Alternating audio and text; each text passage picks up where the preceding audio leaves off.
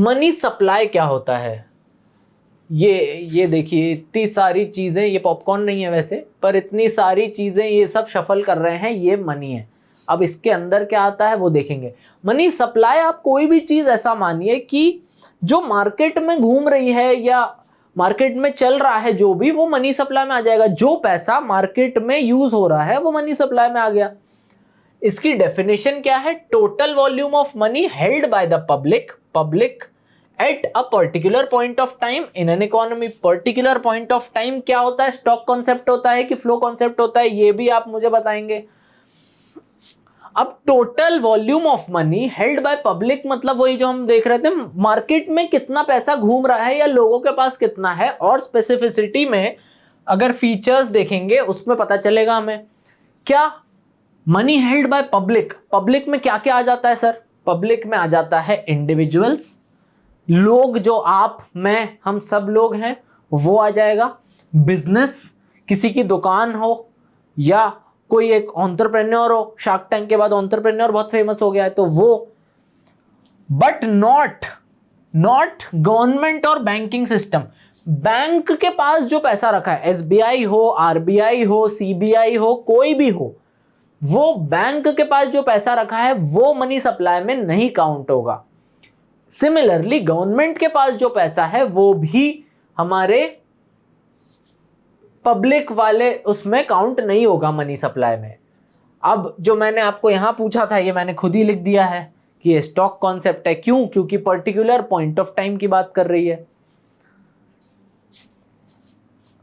अब अगला देखिए कि कंपोनेंट्स क्या आते हैं, और डेप्थ में आपको अगर पब्लिक में क्या पैसा है या मार्केट में क्या पैसा है नहीं समझ में आ रहा हो तो और हम डेप्थ में घुसते हैं, उसके सब समझ के जाएंगे। एक क्या है? करेंसी विद द पब्लिक, जो अभी हम बात कर रहे थे। पब्लिक में क्या? इंडिविजुअल्स और बिजनेस। गवर्नमेंट आएगी क्या? नहीं आएगी। And demand deposits with banks, तो ये लोगों के पास ही होते हैं। इसमें क्या आता है अब अंदर?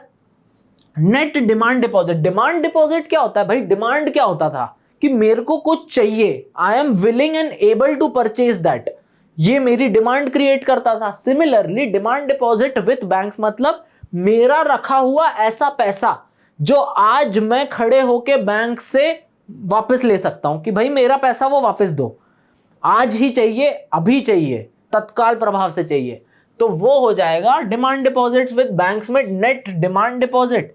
पर क्या इंक्लूड नहीं होगा? Term deposit.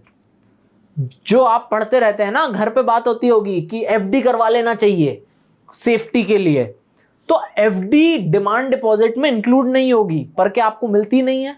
बिल्कुल मिलती है। पर कब मिलती है? उस टर्म खत्म होने के बाद मिलती है। एफडी कभी भी डे की नहीं होती है।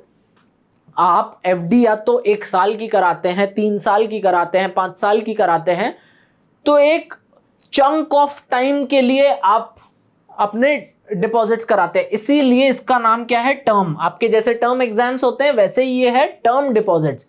एक आपके हाफ ईयरली रोज ही लेने लगूं मैं तो उसकी कोई सिग्निफिकेंस नहीं बच जाएगा ना। तो इसमें भी इसीलिए डिमांड डिपॉजिट में तुरंत आप खड़े पैर पे नहीं बोल सकते कि भाई मेरे को ये वाला पैसा मेरा वापस दे। अब क्या है? नेट डिमांड डिपॉजिट्स में 2 टाइप के आते हैं, एक सेविंग्स अकाउंट, एक करंट अकाउंट। सेविंग्स अकाउंट क्या होता है? जो आप में इन जनरल डेली यूज में रखते हो। इसमें हमें 4% का इंटरेस्ट भी मिलता है और कम हो गया है। पर करंट अकाउंट डिपॉजिट्स क्या होते हैं? करंट अकाउंट डिपॉजिट्स वो लोग होते हैं जिन्हें डेली की डीलिंग करनी है पैसे से, तो वो बोलते हैं कि भाई तू 4% मत दे मेरे से, तो तू पैसा ले ले पर मेरी लिमिट ओवरड्राफ्ट की भी बढ़ा दे। ओवरड्राफ्ट क्या है? लोन टाइप का पैसा मेरे को ज्यादा मिलने लगे, मेरे नंबर ऑफ ट्रांजैक्शंस मत लिमिट कर।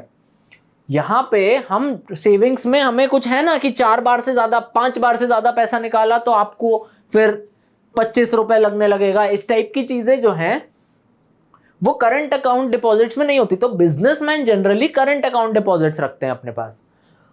पर डिमांड डिपॉजिट में इंटर बैंक डिपॉजिट्स नहीं आता है। इंटर बैंक डिपॉजिट्स मतलब आपके यहां इंटर क्लास कोई मैचेस होते होंगे, उसी से मानिए। इंटर क्लास क्या होता था? 2 क्लास मतलब 4th और 5th का मैच। इंटरसेक्शन क्या होता था?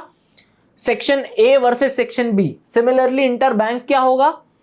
एक बैंक एसबीआई और पीएनबी, तो हो सकता है एसबीआई को लग रहा हो या पीएनबी बड़ा पैसा दे रहा है सेविंग्स अकाउंट में, तो मैं एसबीआई जाके पीएनबी से बोलेगा कि तू एसबीआई के नाम से मेरा अकाउंट खोल दे और अपना पैसा जमा कर दे और मेरे को इंटरेस्ट देते रहे।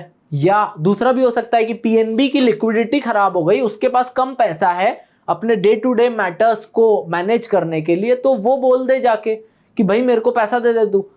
पर क्या पब्लिक वाली मनी सप्लाई में ये आएगा? नहीं आएगा। क्यों? क्योंकि ये बैंकिंग सिस्टम के अंदर ही पैसा है। अभी हम देख रहे थे ना पीछे, गवर्नमेंट और बैंकिंग सिस्टम वाला पैसा इसमें इंक्लूड नहीं होता है।